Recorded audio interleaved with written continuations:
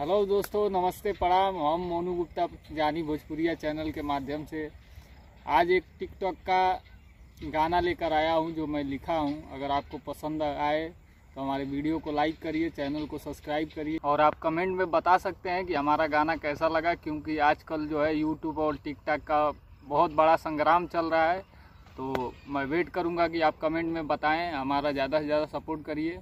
तो आइए सुनते हैं। बॉडी पर्सनालिटी से फिट हो गईलू, पहले से देखे में अब ठीक हो गईलू है। बॉडी पर्सनालिटी से फिट हो गईलू, पहले से देखे में अब ठीक हो गईलू। टिकटॉक पे बनैलू जब से वीडियो, ए जान हमर हिट हो गईलू हो गईलू हो गईलू। टिकटॉक पे बनैलू जब से वीडियो, ए जान हमर हिट हो गईलू हो गईलू।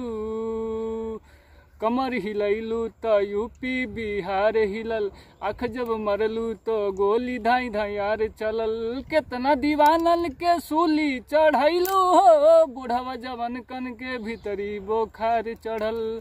हमारा दिल के मोबाइल में आके तू ये जान फिट हो गईलू।